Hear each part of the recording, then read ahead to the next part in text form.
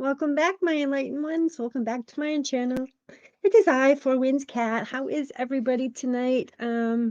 We're gonna have a fun-filled class. It's gonna be crazy tonight. I'm gonna jump up to comments and say hi to everybody. So if you're new here, welcome from stumbling across my channel, and thank you for stopping in.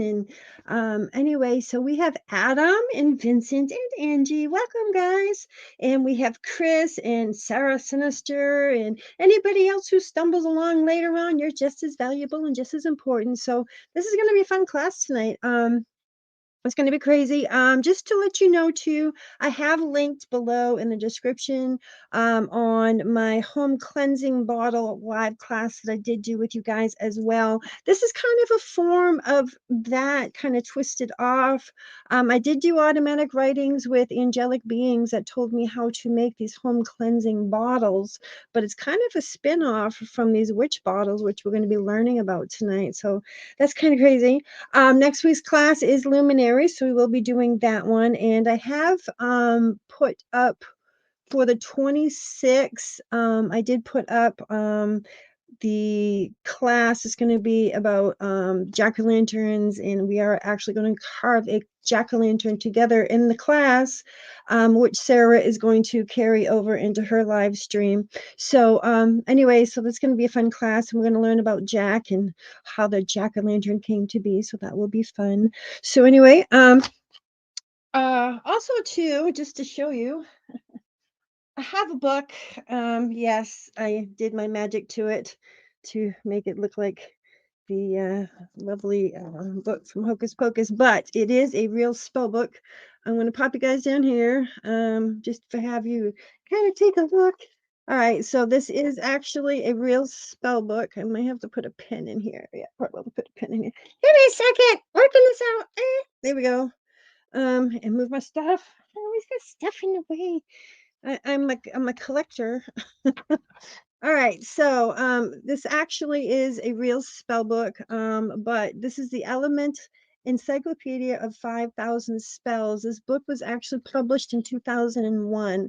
I've had this book for about 20 years with Sarah, but the interesting thing is in here it has many parts mentioning about witch bottles. So I just thought I would mark that and share some of the ingredients with you guys a bit later. Um, so if you look over my shoulder over here, I have my bottle collection going on over here.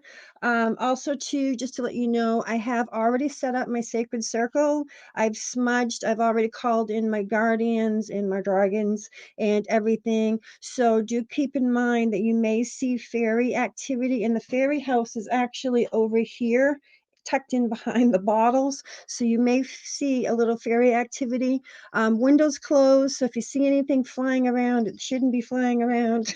So anyway, so this is going to be a really, really exciting class. I'm really looking forward to this. I have some crazy actual witch bottles that have been found through the centuries. I'm going to be sharing with you. Some of them are actually x-rayed, and you can actually see the contents within the bottles. So that's quite fun. So going back to comments. So again, Adam and Vincent and Angie, I appreciate you guys being here. And Sarah, my lovely daughter, who's so tired right now, that just wants to go to sleep. God love you. And Chris, thank you for being here. And as I said, anybody else who stumbled along, great to have you. So tonight's class is, here we go. My banners have been so slow tonight. It's like I have it clicked right now and it's not popping up. Wow. There it is. So witch bottles, this is what the class is about. Now, the perfect timing on this too, because when you want to create these witch bottles, you actually want to do it in a full moon and as it's waning away. Waning is when you're banishing and removing negative stuff from your life, is when you do it when when the moon is actually full and then waning away from you. Waxing is when it's actually building to the full moon stage. That's when you bring things to you. So say, I just quit smoking cigarettes. Yes, a week ago. Yay me. Cold turkey, no drugs. So anyway, and I haven't cheated once. So I'm doing really, really good with that. But again, the best time to do that is waning, is from the full moon when it's waning, because you're pushing it away. If you wanted to bring something good to your life, like maybe a new love or something along that line, you would do that from a new moon where there's no moon in the sky, okay, to a full moon, because you're waxing and you're bringing it to you. So you're going with that natural ebb and flow of things. So anyway, let's move on. So tomorrow night, the reason why I'm mentioning this is tomorrow night is the harvest moon. So this is perfect timing. I actually did go out and take a peek right before I started the class. Does anybody see Slenderman in that moon? I see Slenderman. He's got a black face. Anyway, but the black area that you see at the bottom, that's the trees. So that's the moon. It's rising right now. So I just thought that was really cool. I took that with my cell phone, so it's not the greatest picture. Witch bottles. Here we go. So a little tinkle in the bottle. Tinkle in the bottle. That's funny. She thinks it's funny. So anyway, let's see here. Again, my banners aren't working. Why aren't my banners working tonight? Yeah, she thinks it's funny. Yes. Um, so the term for tonight is magical thinking. Okay, I'm going to tell you what magical thinking is. Magical thinking is the belief that your thoughts or actions will have an effect on something that can't possibly be logically connected. Performing a ritual action, trying to cast a spell on someone, carrying a lucky charm are all examples of magical thinking. Having a talisman. I have one. I actually made one and I'm going to be sharing it with you tonight. Extreme emotions tend to encourage magical thinking. Somebody told me that emotion controls the physical world. Who was that? Oh, that was me. Yes. Your emotions have immense power to create and to manifest and to bring things to you if you believe in it. You create your own reality, just as I got fairies in my reality. Okay, you create your own reality, and that's who you are. That's your true authentic self, is when you create and you're happy and you're glowing. Yay, shine, shine, shine. All right, so extreme emotions tend to encourage magical thinking. People who are falling in love or are living in fear are driven to these magical workings. That's why they're drawn to doing magic, because their fear or something is bringing this out in them, and it helps you get control. It makes you feel like you're not. Why am I holding a pen? It makes you feel you have power when you sit here. Like, for instance, when I found out my youngest daughter needed open heart surgery 21 years ago, I studied, I learned her problem, and so I wasn't just idly by sitting on my hands, and it may have saved her life because it was something they wanted to do, and I said, no, that's not for her. And then come to find out, her heart was like Swiss cheese and it wasn't for her. So anyway, it's wonderful. Knowledge is a great thing. Remember, knowledge is the light. Okay, lack of knowledge is the darkness. That's where fear comes in, when you don't have the knowledge. When you learn to deal with negative things in your life, or negative entities coming in your life, when you learn to control the situation, you stop the chaos of these things, and these things can make you sick. They can actually bring icky shit to your life. Okay, so this class is really not for the young. I'm going to be sharing things on here, razor blades and all this lovely stuff. So I'm forewarning, there is a warning on the class itself, so you know. Jumping back to comments because I'm being rude here. Julie Atherton, there she is. I was hoping. And Michael, welcome, guys. I was hoping you guys were going to make it. So, super, fantastical. All right, that's my today's word, fantastical. It's a real word. All right, extreme emotions tend to encourage magical thinking. People who are falling in love or are living in fear are driven to perform magical acts. Why? I only try to put out love and light into the world instead of negativity. That's me.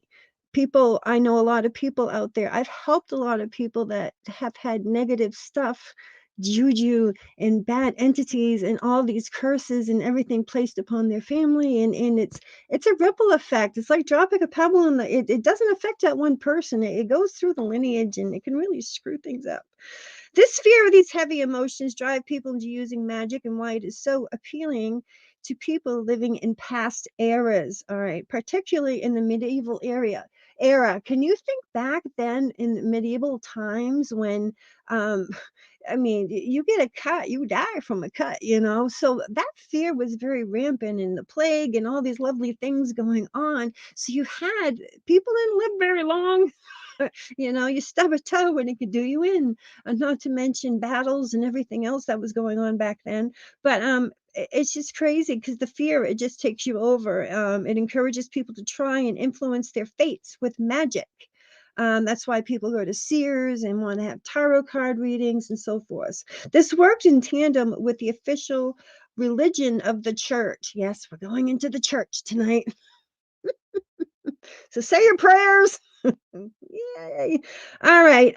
They had a model of the cosmos filled with devils and angels. Yes. To the common people, these were little perceptible differences between prayers to the saint and magic spells to conjure a spirit. And it's kind of funny because you're going to find out tonight that one of the witch finders, yes, they're called witch finders, actually dabbled in the magic. So he's sitting here and he's accusing people of being witches and putting them to death. One's responsible for over 300 deaths, yes. But yet he's off in the background dabbling and doing his own thing, thinking that he's got the power. I got the power. Sorry, to common people, there are little perceptible differences between prayers and the saint, as well as magical spells to conjure a spirit. Like, for instance, I do prayer, yes, but I also do a lot of magic and rituals and blessings in my work. And to me, it's all part of the same, because I'm working with the same group of beings, my ascended masters, God, whatever, source, whatever you want to call it. Again, I'm not here to change or waive your beliefs. I'm just here to share my oh my God, lacking words again. What I've been through, my experiences. That's the word. Oh my gosh. I need to take a drink, guys. All right, so witch bottles, here we go. So parched.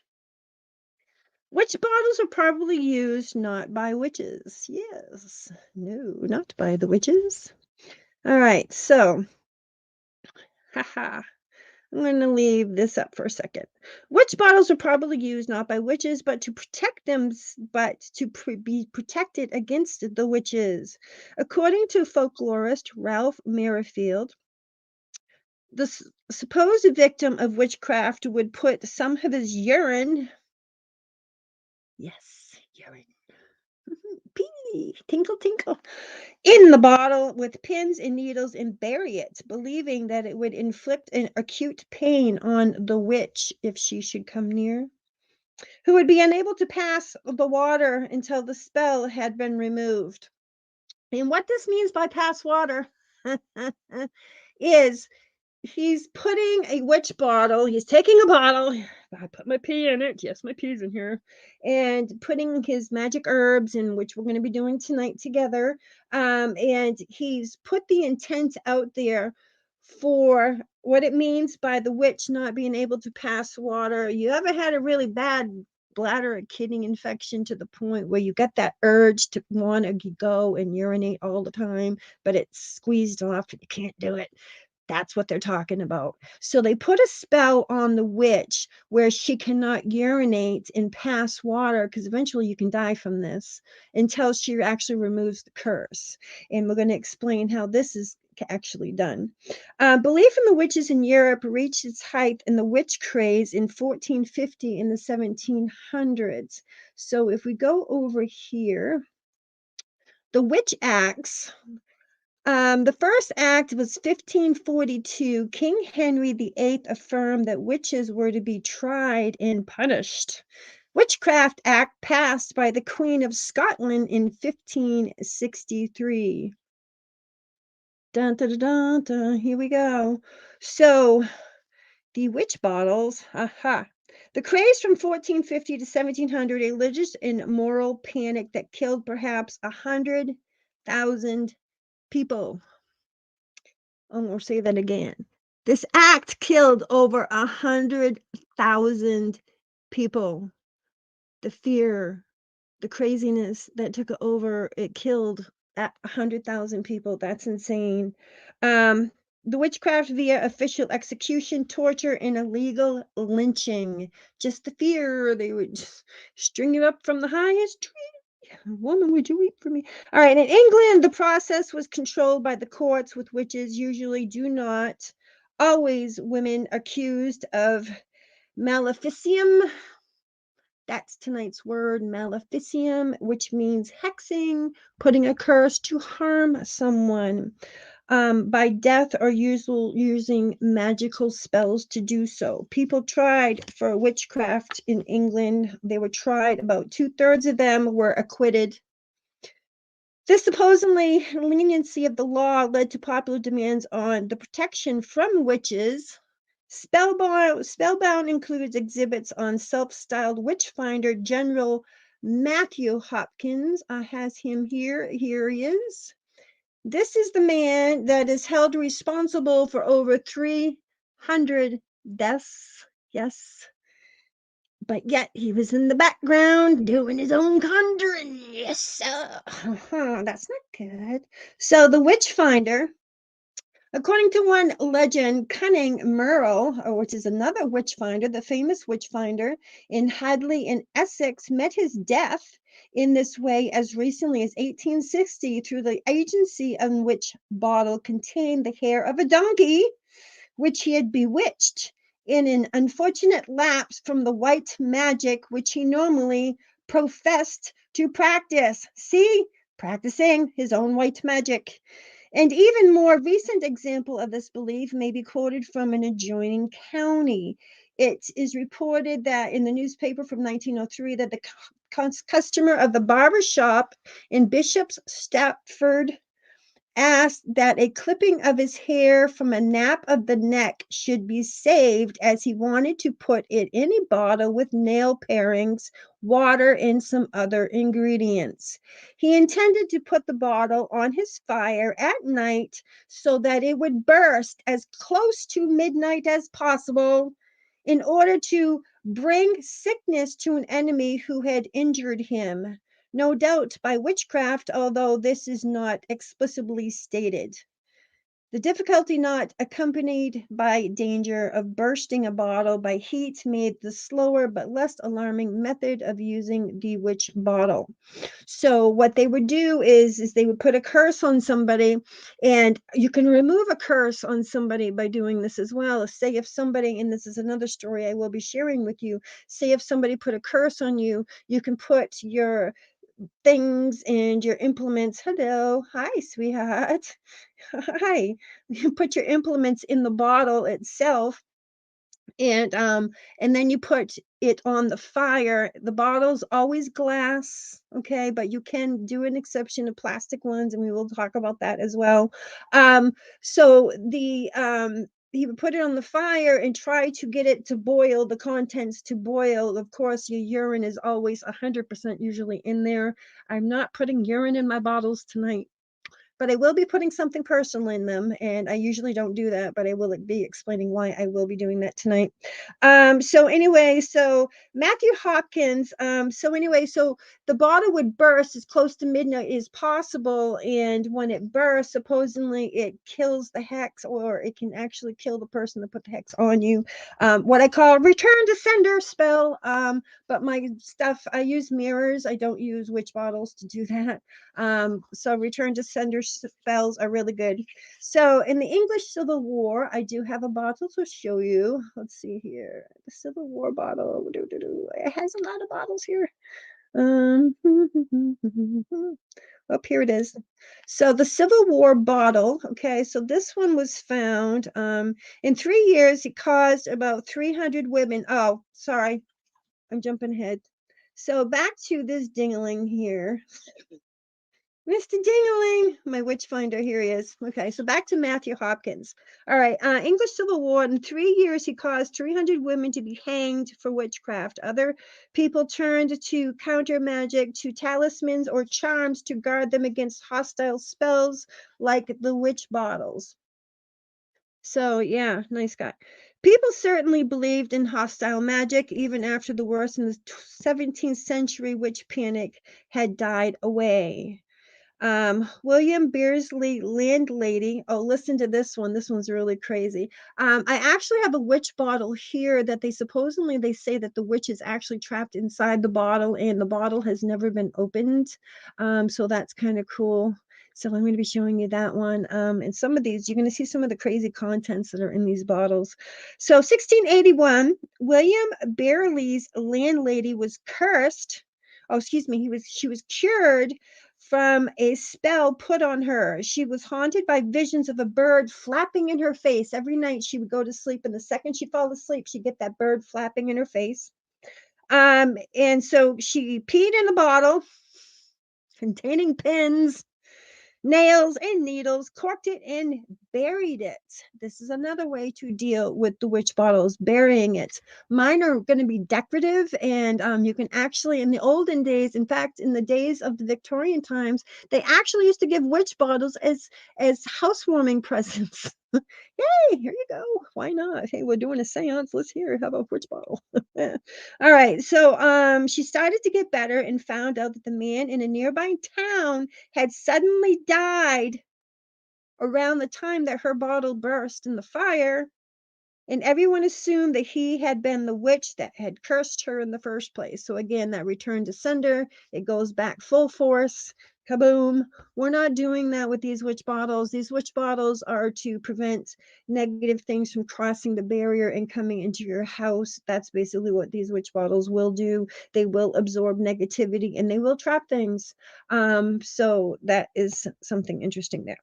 Here we see the milady afflicting the landlady, incurable by contemporary medicine. Okay, so she couldn't be the landlady that she peed in the bottle and put it in the fire. Sorry, my head's all over the place tonight.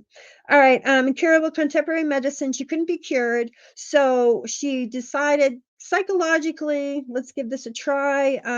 Was helped by performing the ritual action. Magical thinking gave this woman a sense of agency over her illness. Again, magical thinking. Remember that term, magical thinking. It has power. It really does. A way of taking control of the mysterious world. That's why magic was and remains so appealing to people. We all have superstitious beliefs. I'm going to pull up here. I'm gonna start showing you a couple of bottles here. Look at this one. This one's kind of cool. The one on the left is an Ola bottle. The one on the right, of course, that is a mimic bottle. That was not found. I don't believe so. But the bottle itself, if you look to the right, it does have bubbles in the glass, and that's usually a sign of a very old bottle. All right, so we all have some superstitious beliefs, no matter how rational you may think you are. There's a ladder of the entrance to an exhibition, and in order to get in, you have to walk either under or around it. I am a defined walker around. Magical thinking is part of the human condition. Perhaps the most shocking question in the exhibition relates to one specific object. Do you think the bottle has a witch in it? Let me show you the witch bottle. I show you the witch bottle. Where is she? I actually have two pictures of it. Sorry guys, lots of banners. So here's one picture here. If I can get my banners to come up. There we go. So the middle bottle, the two bottles on the outer rims there, the two brown bottles with the bearded men, that is a very normal state for a witch bottle to look like back in the olden days. And I'll explain what these people are that are actually on the bottle. So the middle bottle is the one that has the witch in the bottle itself. Europe, England, Essex, Hove, silvered and stopped bottle said to contain a witch obtained about 1915 from an old lady living in a village near Hove, Sussex. She remarked, and they do say there is a witch in it, and if you let it out, there will be a peck of trouble. A peck of trouble. We don't want a peck of trouble. So here's another picture of that witch bottle here. So Pitt Rivers Museum is where this bottle is kept and located. University of Oxford belief there is a witch inside this bottle. I have caught things in bottles. I have evidence and I have proof on my daughter's channel and Sinister Streams. You can actually capture things and stop things from getting into your house and doing all that lovely stuff. All right, so the glass bottle, that's crazy. The witch is in it, never to open or there'll be a peck of trouble. The bottle has never been opened to this day. So yeah, witch bottles. These were very popular in England in the 17th and 18th centuries. Take a glass jar and screw on lid and fill it with sharp objects such as pins, nails, tacks, broken glass, especially shards of broken mirror, thorns, urine, salt, add herbs of rosemary, basil, and bay leaves, screw the lid on tight and seal it with melted wax from a black candle, saying, witches bottle herbs and charms, banish evil, ward off harm, protect me from all my enemies, as I will it, so mote it be. Hide the bottle in the back of the cupboard under your kitchen sink or bury it in the farthest corner of your property when the moon is waning away. A witch bottle protects its owner from harm and it makes a great housewarming gift. Happy birthday. Merry Christmas. You laugh. Michael's in this chat tonight. Julie's in this chat tonight, and I have given them these bottles. I'm a weird person. So anyway, yes, that was a gift warming, housewarming gifts from me. So here's another one. It's kind of like crazy. There's another picture of it here. So sealed with the carved wooden plug in the center, the Essington witch bottle contained 6 pins found to the left and was accompanied by pottery shards and a bird bone to the right. This is in Tininkum Island in Delaware River. That's where these bottles are located. So just trying to... So this is actually a disclosure of the witchcraft. This is the book. This was the thing that got put in place that Here it is. A true relation to the arraignment of the 18 witches. They were tried, convicted, and condemned at the Sufferings Holden St. Edmunds, buried in Suffolk, and there by the what? Influence. Okay, so age and influence faded. All right, condemned to die, and so were executed. So this was on the 17th day of August in 1645. So at the bottom here, if you look right here, these are the victims that they actually executed here. I'm going to give you a moment to. So this is called the Act Against Conjuration. Person or person shall use, practice, or exercise any invocation. I'm invocating tonight. So yes, many were executed. It's quite sad over these little books and the magical jugs. So do. What does this guy think of it? I don't know. He's still conjuring away. I don't know. He's gonna get himself into trouble. All right, so here's some more of those bottles here. I'm gonna continue reading just for a moment here. One of the earliest descriptions of the witch bottle in England appears in 1681. Joseph Glavin's evidence of concerning witches and apparitions. All right, the man that traveled. These are the bottles that you're actually looking at now, guys. For the old man that traveled up and down the country and had some acquaintance at that house. This is another story, guys. Calling in and asking the man of the house how he did in his wife. He told him that he himself, now this is a story about the wife that kept seeing that bird flutter in her face at night as she was going to sleep. All right. He told himself that he was well, but his wife has had long time in languishing condition. So this is the actual story. These are the words from the story. In that she was haunted with this thing in the shape of a bird that would flur near her face, flutter in her face. That's flur. And that she could not enjoy her natural rest well. The old man bid him and his wife be a good courage. It was but a deed sprite. Okay, so sprite is a form of evil nymph. You got good sprites, that's the Seelie court, and then you got the unseelie court. So, hello.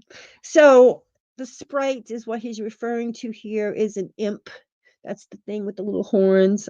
So anyway, I was but a dead sprite, he said, and he could put him in the curse. I also looked up the sprite meaning too as well, and it says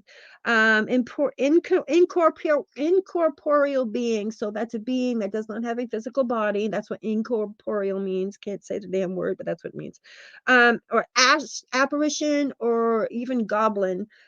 What is what they're referring to. This isn't sprite as an sprite. This is spright is the spelling on this one. He said, and he would put him in a course to rid his wife of this languishment and trouble. He therefore advised him to take a bottle and put his wife's urine in it, together with pins and needles and nails in a cork, and set the bottle to the fire, which when it had felt a while at the heat and the fire began, these are the actual words, guys, sorry, it's not me mispronouncing. The fire began to move and joggle a bit, but he for sureness took the fire shovel. He held it hard upon the cork, and as he thought, he felt something one while on this side, another one on that side, shove the fire shovel off. So he felt something trying to smack the shovel away from the bottle on the fire, which he still quickly put on again. He put at least one, shoveling the cork, bouncing out. So the cork was trying to, something was getting actually trapped in the bottle is what was happening. The urine pins, nails, needles all flew up and gave a report like a pistol. So they went off, boosh.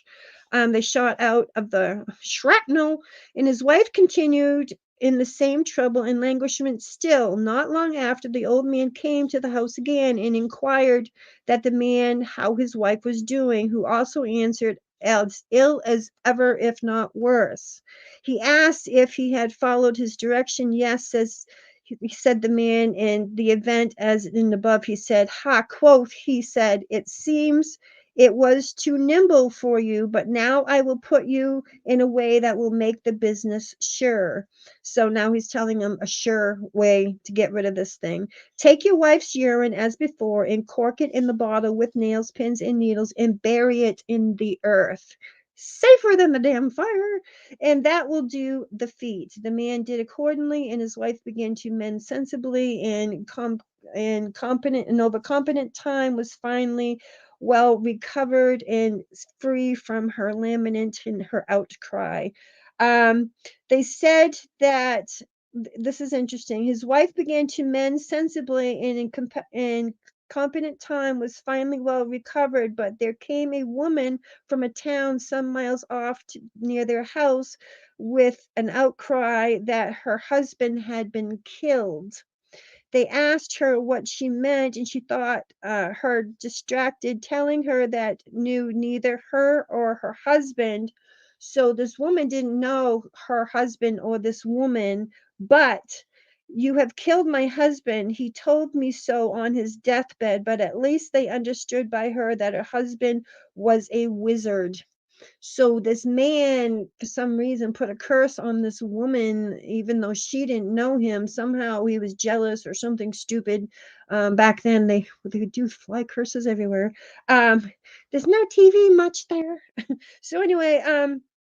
So anyways, apparently he put a curse on her, and when she did and buried the bottle, the man ended up dying on his deathbed because it returned to sender. There it is again. So the wife and the man counter practice prescribed the old man, which saved the man's wife from languishment, but the death of the wizard that had bewitched her. So that's interesting. All right, I'm going to jump over to comments because I'm kind of being rude right now. Okay, so let's get to the fun stuff, shall we? Showed you that one. Here's a couple more bottles here. Since at least the early modern period, it has been common custom to hide objects such as written charms. Now, this is interesting because Sarah actually lived in an apartment, and there was a hair that wasn't supernatural. So Sarah lived in an apartment. She found a box of some contained old shoes. So this is kind of talking about what these charms and stuff do. Since at least the early modern period, it has been a common custom to hide objects such as written charms. People hide notes up in the rafters in old houses, dried cats, mummified cats, yes, horse skulls, concealed shoes. A lot of times the shoes are hidden in the walls, between the walls, or up in the attic. In witch bottles in the structure of a building. Folk magic contends that witch bottles protect against evil spirits and magic attacks and counteract spells cast by witches. They are counter magical devices that the purpose of which to draw in and trap harmful intentions direction from their owners. So the only thing that sucks about this is if you're dealing with somebody else that's also a witch and they've sent a curse on you and you go and do your thing to reverse it, they're going to know because their shit's going to come knocking at the door. Their stuff's the cows are going to come home if you get my drift. So if they sent bad things, imps, magical things to come to your house and you're returning that spell, their stuff is really angry and it's going to go home to roost. So the person that put the curse on you is going to know. There's nothing you can do about that other than put up more protection and safeguard yourself. So, and that's what these bottles are for. Some of the earliest documented witch bottles consist of salt glazed stoneware jugs. That's these guys here, known as the Bardaman jugs. So these are called the Bardaman jugs, and the other two on the outer edges, these are Bardaman jugs. The Bellarmines or Greybeards, the Bellarmines were named after particularly fearsome Catholic inquisitor Robert Bellarmine, who persecuted Protestants and was instrumental in burning of the what? Giordano Bruno. The graybeards were made of brown or gray stoneware glazed with salt and embossed with a bearded face. So that's what those graybeards are there. Let's see here. Hello. We got some witchcraft going on here. So this actually isn't such an old bottle, but this was interesting. Now, this is a case of using a plastic bottle. You don't want to use a plastic bottle again. Whenever you're doing any form of magic, you want to stay within the elements: earth, air, fire, water, and spirit. And if it's not made of earth, air, and fire and water, such as plastic, you really don't want to use it because it's not going to help you in your magics because it's not a natural element. I don't like plastic either because it breaks down over time and it also contaminates. Like, for instance, like I said, I consider this water dead because it's been sitting in warehouses and it's been just sitting in these plastic bottles for how long? So anyway, but this bottle here I thought was interesting. I'm going to cough here. Give me one second. So in this bottle here, they weren't sure because pig's teeth are very close to being human teeth. So they're actually not sure if these are actually pig's teeth or actually human teeth here that you're looking at. But you can tell by the money there on the side, the size of the teeth there. And I guess there was a little note too that was actually in the bottle. I'm not sure what that actually had to say. Later witch bottles are made from glass bottles, small glass vials. Here's one, this, as I said, from the Civil War times, and a variety of other containers. A white witch or folk healer would prepare the witch's bottle. Historically, the witch bottle contains the victims or the person who's believed that they've had a spell put on them. For example, it's going to contain urine, hair.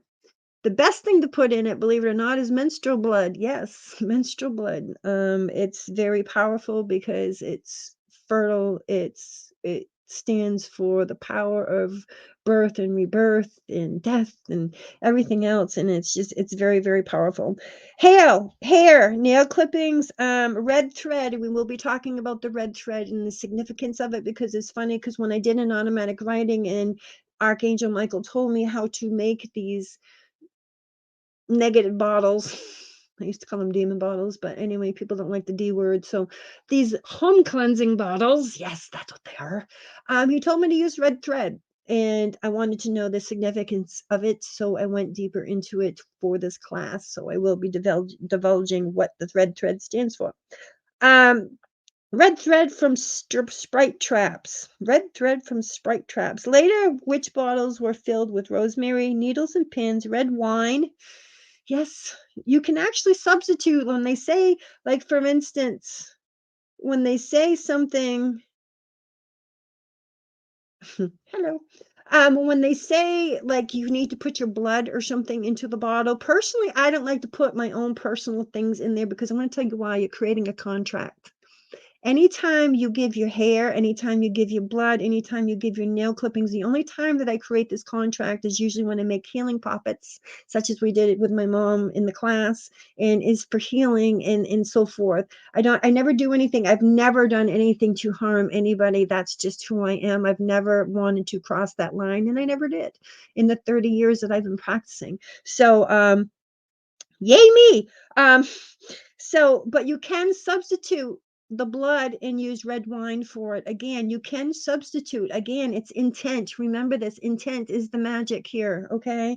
Red wine, historically and currently, the bottle is then buried in the farthest corner of the property, farthest away from you because you want the things going to the bottle away from your home. Beneath the house or the hearth, which is another place that they would put it under the boards of the house too. Inconspicuously spot in the house, believe that by burying it, the bottle captures evil, which is impaled on the pins and needles.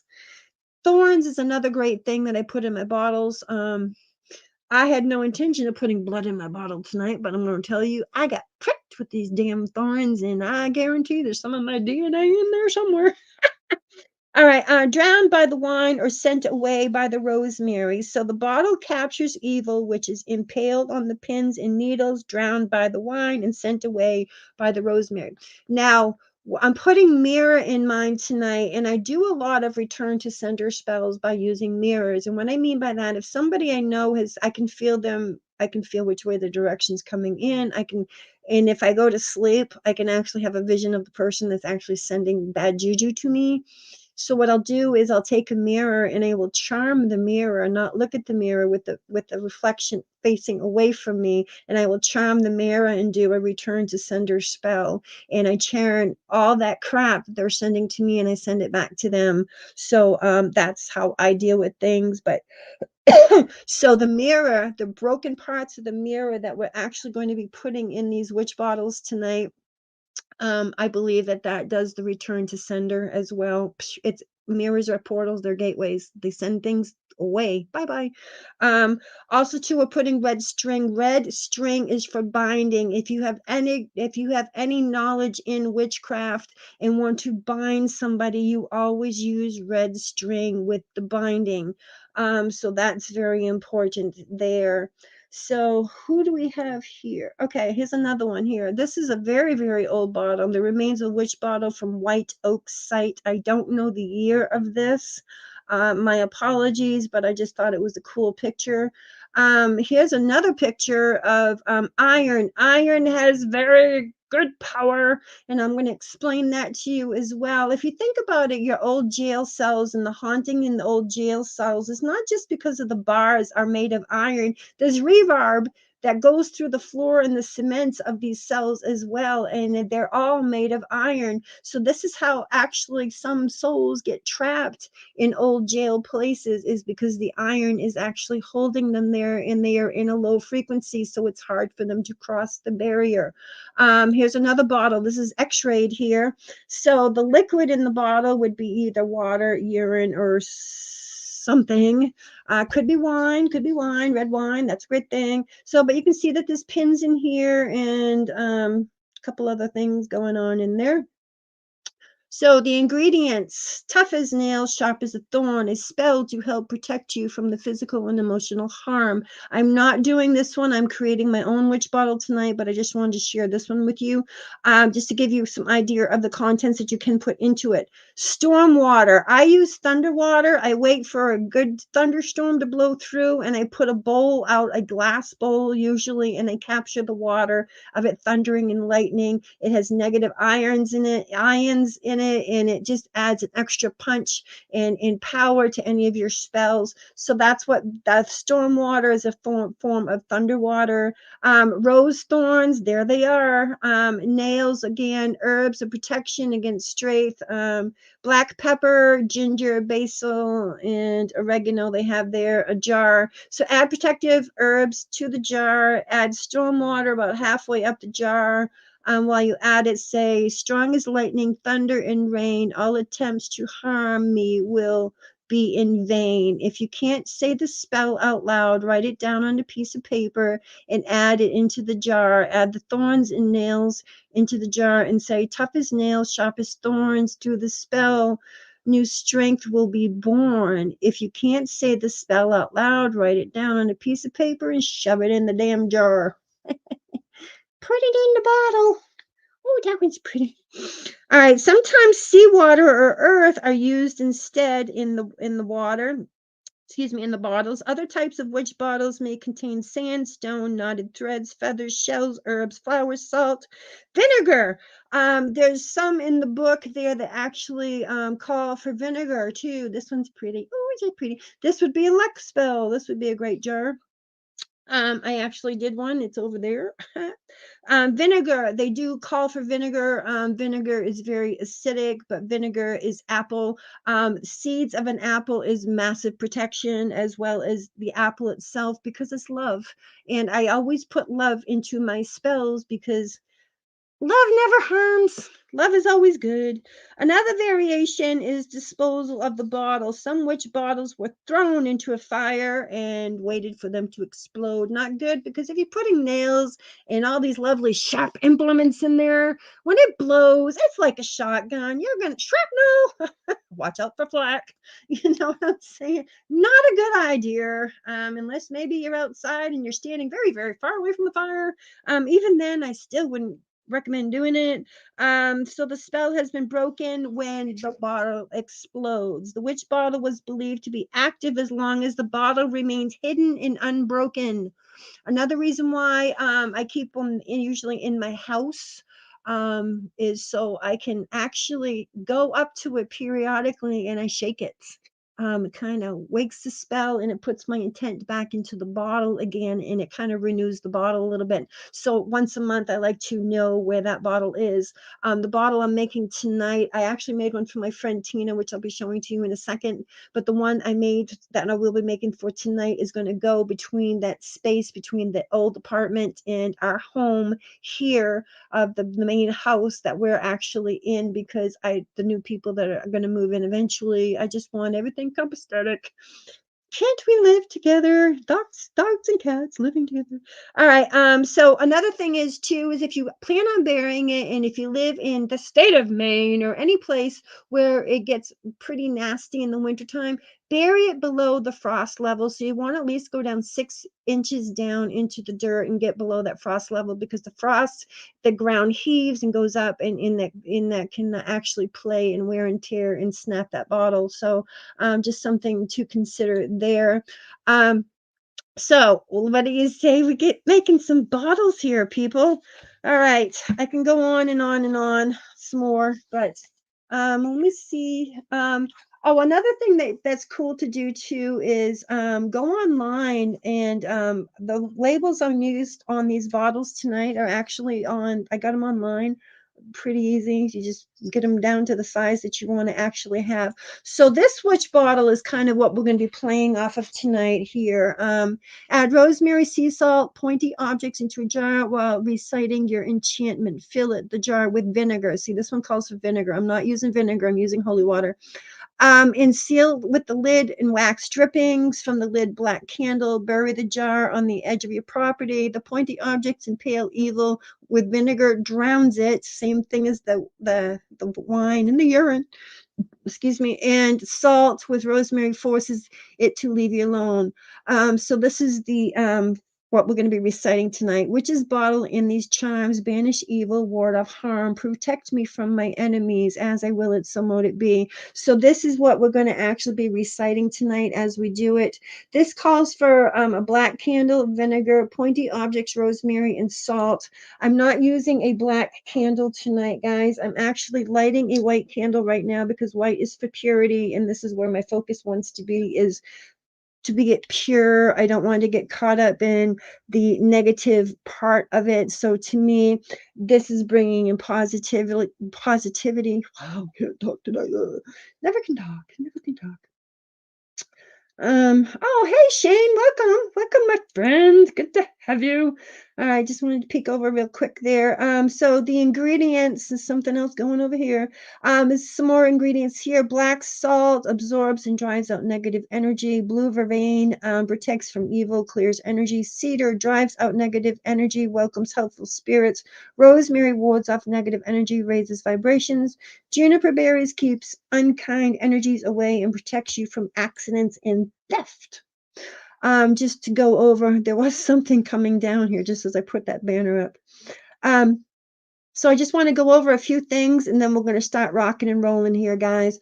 So kitchen herbs, anise I am using tonight, basil I am using tonight, bay leaf I am using tonight, black pepper I am using tonight, cayenne pepper I am not, cloves I am not, I don't have it with me, coriander, cumin, dill, fennel, garlic, leeks, none of these, lime, marjoram, rosemary I am, salt I am, coconut kind of in a way, and I'll explain that in a minute, and blueberry protection against psychic attacks. So anyway, I know you guys have all seen this. I'm not going to sit here and waste a lot of my time going over these with you.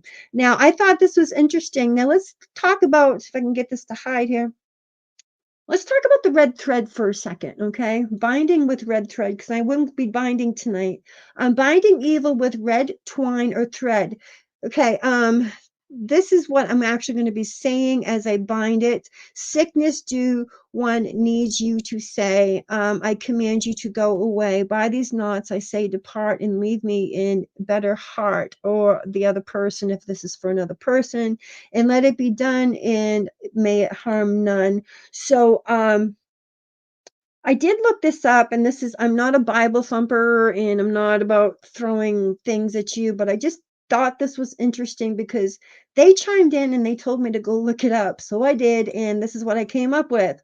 If I can get it to come up here again. Wow, my banners don't want to work tonight. The scarlet thread of redemption. A scarlet thread of redemption is woven throughout scripture. It traces God's unfold plan of love to redeem fallen mankind from Genesis to Revelation. This red ribbon represents our need for an innocent blood sacrifice. Ultimately, God sent his son to die on the cross as a sacrifice for all our sins. This was John the Baptist 3:16 here. Okay, that's the only thing I'm saying here. I just wanted to point that out. Now, sacrifice. Now, this is interesting. Red dye, in case you guys did not know, this is made from a worm. Okay. Other interesting facts about the crimson worm. The crimson worm is common to religion in old Israel. In ancient days, the dead bodies of female crimson worms were scraped from the tree and dried, and then ground into a powder that was used to dye cloth and garments a red or scarlet color. They are round, about the size of a pea. I'll show you some in a second. Because they don't look like a worm, some people thought they're just part of the plant. They crushed the worm was also used to make medicine, and it helps the heart beat smoothly. The white wax from the body was used to make a shellac as a preservative in wood. Okay, so I thought that was interesting because these worms, and it's kind of a sacrifice, is it not? You're using their body and you're squishing it and you're putting it and you're dyeing string with it. I'm just trying to kind of make a little bit more of a connection here. So this is what the little suckers look like. Um, so this is when they're almost like a form of aphid. Ladybugs eat aphids, but that's what they look like.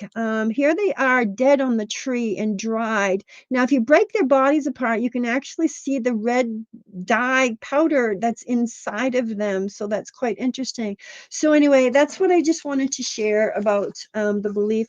Also, too, my friend Tina pointed this out too, and I didn't even think of it. Sometimes we have talks once a week, and I bring enlightenment to her, and she brings it to me, and she brought it to me this week.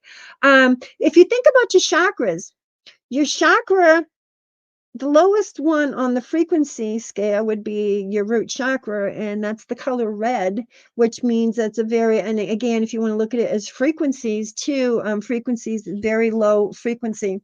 So I'm going to drop my camera down because I have some herbs I want to share with you guys. But first, this is the bottle I actually created for Tina. I did this one tonight. Again, those are those labels that you actually saw here. I'll probably kick my camera back a little bit here. There we go. There we go. So anyway, I do have the red wax, and you guys have seen me wear this ring, okay? This is the benediction medal. He's actually he's a saint, and he actually controls demons. The reason why I always have this ring is because when I melt wax, this is what I do with it. It's a seal. It becomes a seal. I take the ring off and I put it in the wax and I seal it. It just helps contain negative, nasty things. So anyway, so this is Tina's bottle here. This is the bottle I'm actually working on tonight. Okay. I'm gonna put this one back and knock things over. Okay, so this is the one I'm actually working on tonight. Drop my cover. There we go.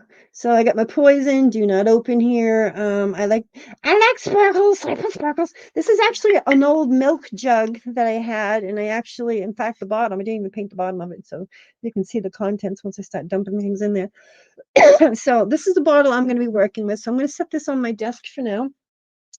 Holy water. If you feel the need to pee and you want to put it in your bottle, knock shelves out. I'm not here to judge. But this is my holy water here. And if you don't have holy water, we're going to make some holy water. So grab some water. You do not need much. Probably about that much. Size of my bottle, about that much water. So again, there's no rhyme or reason to this, guys. This is about feeling and going with the power. I feel the power. Okay. All right. So take your water.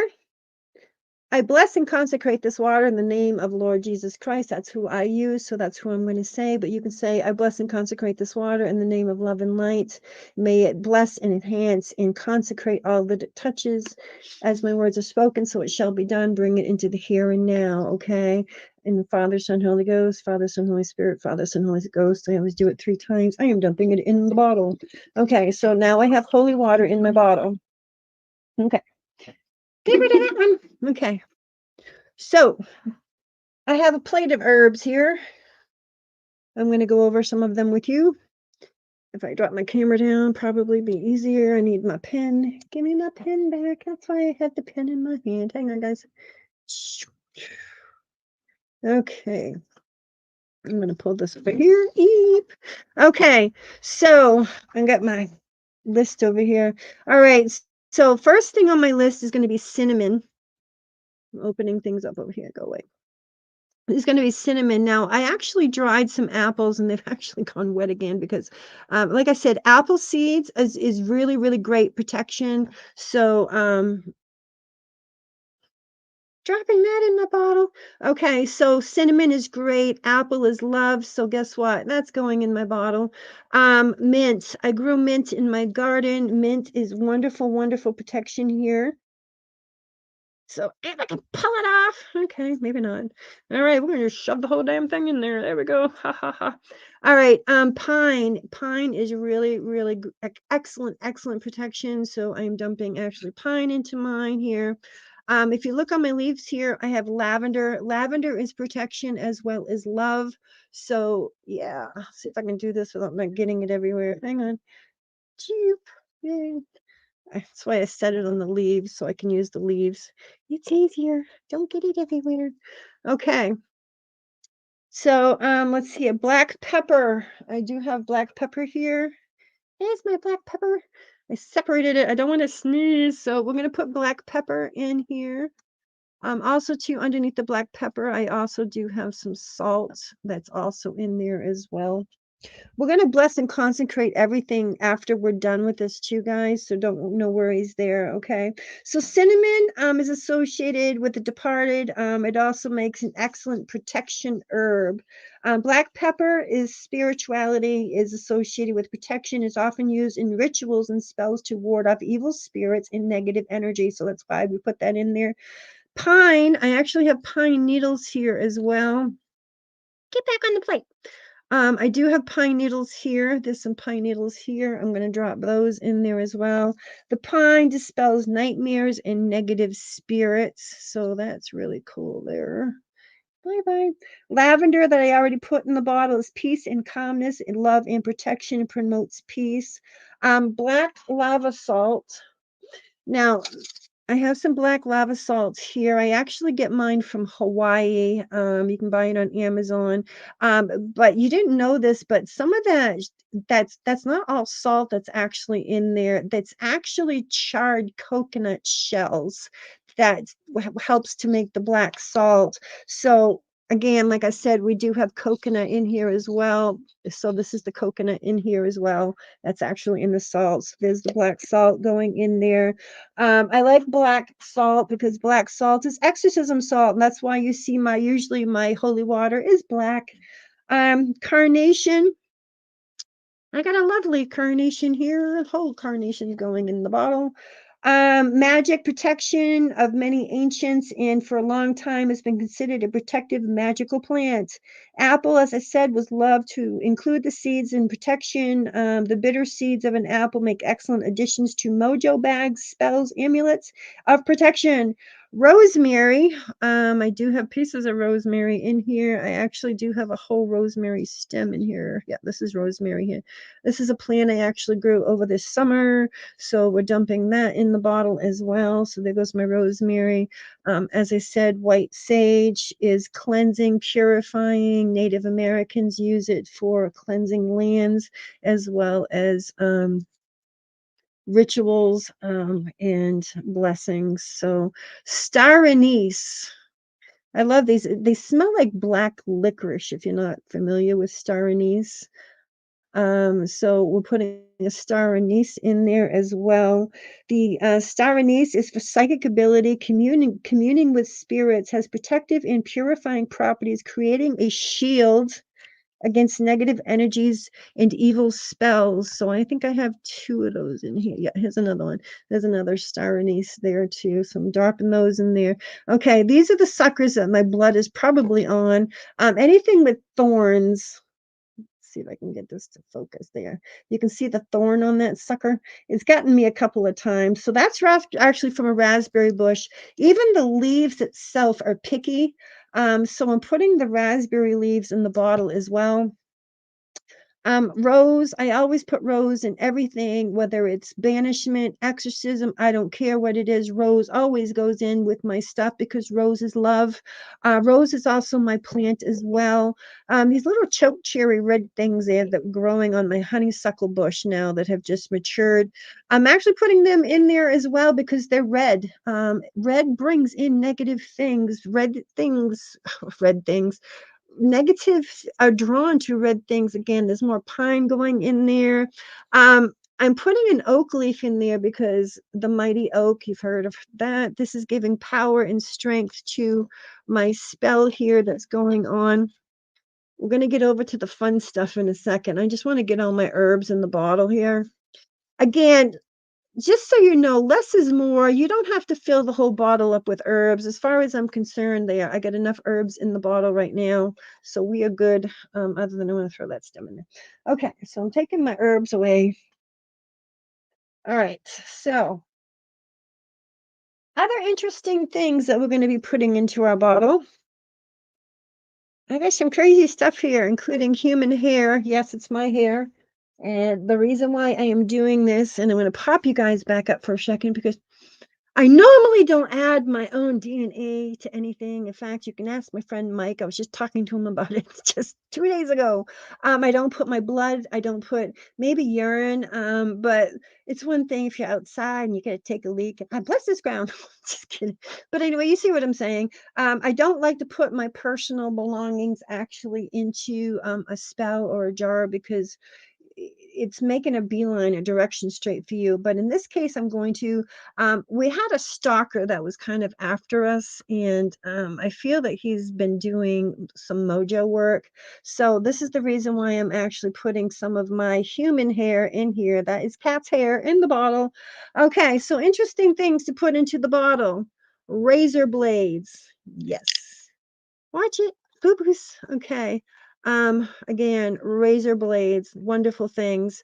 Razor blades are for cutting up the spirit. Now these are actual mirror. So I'm going to try to get these in there without actually cutting myself here. There. Okay.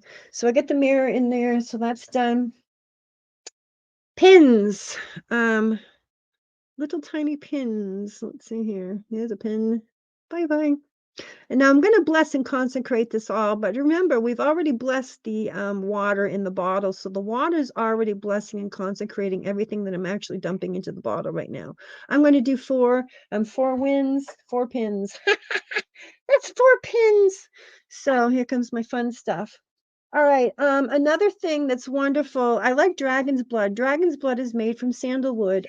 So I'm going to put a little dash of sandalwood in there. Probably getting it everywhere, but hey, there it is. Yeah, and on the side of the bottle.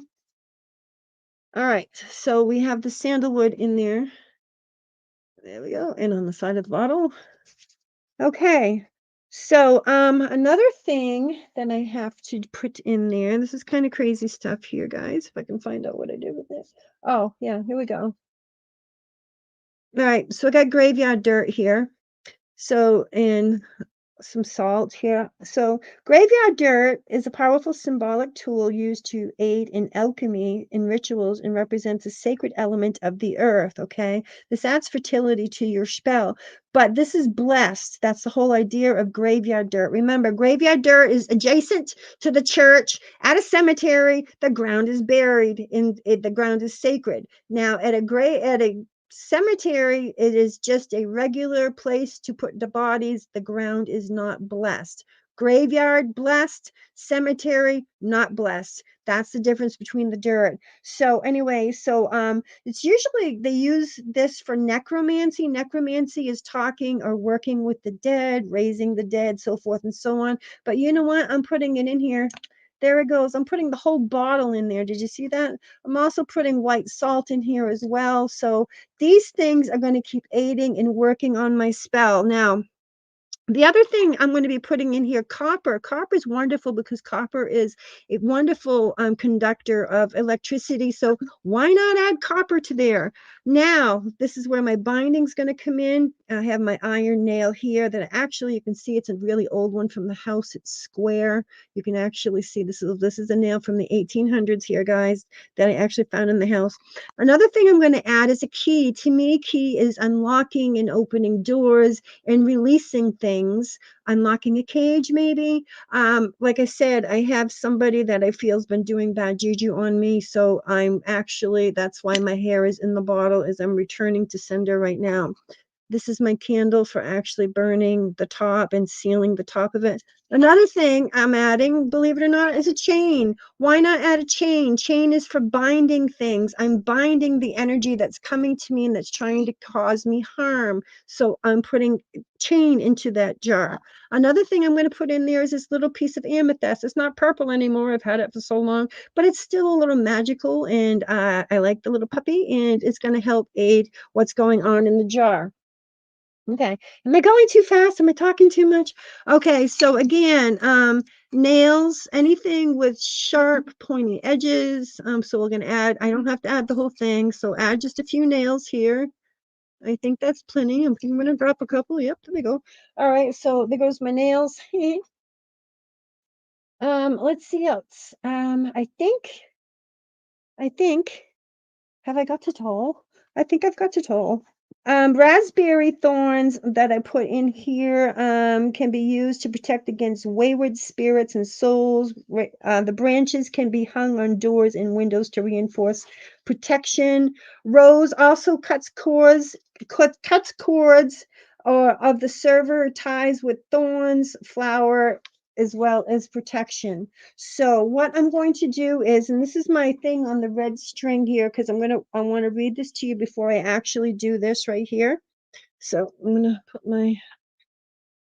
okay, wearing a red string bracelet, as I created here, I got 3 bells on it, of course, okay, increases happiness, wealth, and luck. The event reminds us that we must always strive to live and act well and be ethically well, because of the red color, it represents a beautiful Buddhist theory about the state of mind and the associated chakra, which would be what?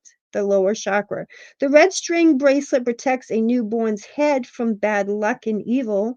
A red string bracelet is worn by married women on the left wrist, while men wear it on their right that are married, according to Chinese tradition.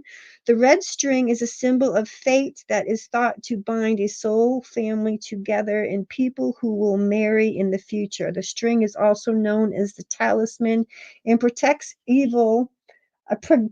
against evil as such as the evil eye does. So what I'm going to do here, I'm going to move my bottle over here, okay? So, like I said, iron's for binding. Fairies don't like iron. They really don't. I've been told this many, many times. So, stay away, fairies. So, what I want to do is I want to leave some string left over here, okay? So, I'm going to pinch it, okay? I bind all harm into this charm. I bind all harm into this charm. I bind all harm into this charm. I return to thee what has been sent out to me. As I will it, so mote it be. Okay, so now what I want to do is I actually want to now tie with this knot I put forth.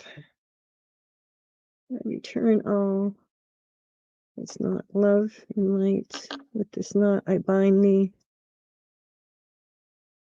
With these knots of 3. So mote it be. Okay, so now it's bound. So now I'm going to take it and I'm going to actually drop it into my bottle. So at this point, I'm going to drop my pin. Okay, so here's my bottle.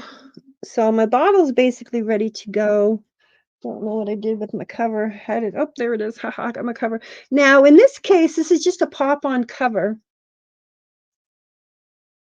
I can get my. I gotta get my stuff over here. There. Okay. So what I usually do in that case is this is glue for modeling. So what I'm going to do is I'm actually going to go around in the rim here and I'm going to put a line of glue here. All right. So there's the glue. Now I'm going to actually pop it on the bottle here. Oop, squish it. Yeah, okay. So now the pop's on. This is going to dry and that's going to be really, really sealed well in there. And then what I will actually do is at this point.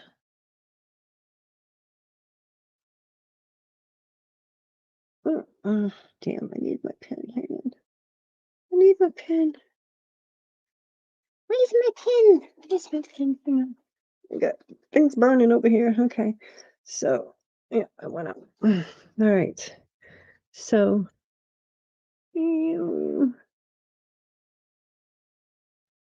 okay, get going.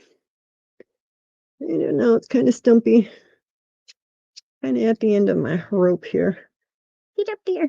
So basically what I would do is I can go around the bottle. I just want to put enough on here just to seal it. But anyway, I would actually, I'm not going to continue on with that because we got other things to be doing. But hello. So actually, I would take my ring off and I would actually push it into the wax itself and then remove it as I did and seal the top of the bottle. So that one I'll continue this one tomorrow. I just wanted to show you some other bottles that I have going on here too. Um, these are really fun here in the back. Um, these are not actually witch bottles. These are just bottles that I actually did, but you can actually make them a witch bottle if you want to. You just take glue gun with the glue and you just go around and make a shape that you like. You can actually take some drawings off the internet. Just type in cartoon shapes of bats or whatever. You can actually Mod Podge it to the bottle and then go over it with the glue if you want to. This one I just kind of freehand it and just went with it. This is actually a piece of material from one of my priest shirts that I had. So it's kind of a blessed bottle. But anyway, and then you put gold inlay over it and it kind of gives you that glazed cool look. Here's another one that I did here. You can have a lot of kind of a goofy skull, but you can actually have a really good time creating these bottles. I got a lot of moss and I got a pot up here and a couple other things up here. Um, Here's another one. This actually is a really, really old bottle, but I took it and I just kind of glazed it out, painted it black, and this was actually on the bottle. I did not put that on there. I just went in with the glue gun and just kind of enhanced it. I'm an enhancer. So anyway, another form of bottle here too. So that's kind of fun. And oh, another cool thing too is when I make my holy water, did I drop it? Oh, I dropped it. You little sucker. And I found it. I found it. I got it. Yeah. This is kind of cool. You can make a small witch bottle for yourself. This is one that I made here. I'm trying to get it to focus. There you go. It actually does have pins and needles. There's the mirror right here. You can actually see the piece of the mirror here. Rose and everything that I've discussed that I was in that plate tonight is there's a piece of it in this bottle. You can actually keep it with you in your purse, in your car. It just gives you extra protection when you're out and about. So why not? So what we want to do now is take the bottle that we just did, okay? Hold it in your hands, okay? And we're going to say, yes. Witches, bottles, herbs, and charms, banish evil, ward off harm, protect me from all enemies, as I will it, so mote it be. 3 times. Witches, bottle, herbs, and charms, banish evil, ward off harm, protect me from all enemies, as I will it, so mote it be. Witches, bottle, herbs, and charms, banish evil, ward off harm, protect me from all my enemies, as I will it, so mote it be. Okay, so the bottle has been charged. Once a month, I will go up to the bottle and I will give it a little shake, kind of wakes up the spell a little bit more, kind of gives it a little extra punch. Um, so this is going to go between the main house where I live and where the apartment is adjacent to us is a space in there where I do my laundry. And anyway, so that's where this is going to go on the shelf out there. But it looks like a Halloween ornament, so they won't be any wiser. So not that anybody's living there now because there isn't. So yay. Um, Jumping over to comments, I've just rambled on. But it's kind of cool. Good night, Chris. So happy to have you join us tonight. Again, too, mason jars. I like to actually paint the mason jars. So what this is actually Mod Podge with tissue paper, and then I paint the jar itself. I like to do black because black absorbs negativity. And so anytime you're doing a form of banishment, this is one of the reasons why witches wear black, is not because it's slimming and we look good. It's because it absorbs negativity. Okay. It's all the colors coming together, all the chakras coming together at once, creating black. So there's power in the color black. So that's why I usually do black with my bottles. But I think that is about it as far as the bottles. As far as if you want to bury them in your yard, again, I actually will put one underneath the porch as somebody comes into my house, and then the porch out back as somebody exits my house or comes into my house. So that way the 2 entry points to my house are blocked and guarded. So one is going out to my door as you enter into my home here, and then I will eventually I can actually just take this little tiny one that I made and I can actually put this on the porch. There. So anyway, just to give you little ideas, little extra as we are going into the the darkiness of fall and winter. It's good to know these things. To extra protection, it's a good thing to always boost things up. So anyway, I think I'm done rambling. I'm so happy that you guys joined me tonight, Julie and Michael, my friend. He's probably gone to sleep too. Chris, God love you. Go to sleep. And Adam and Vincent and Angie and Sarah, my beautiful daughter, and Shane for stopping and saying hello. And anybody else who stumbles along later on, you're just as valuable, and we love you, and you're just as important. So again, next week's class is going to be on luminaries. We're going to make some luminaries and find out why we do luminaries at fall time. And anyway, hey, we're going into darkness. I'm going to bring some light in. So anyway, love you all and have a great night. And one more thing. What is it? Oh yeah, shine, shine, shine. Keep shining your light, guys. Have a great night. See you tomorrow on Sarah's Live. Bye.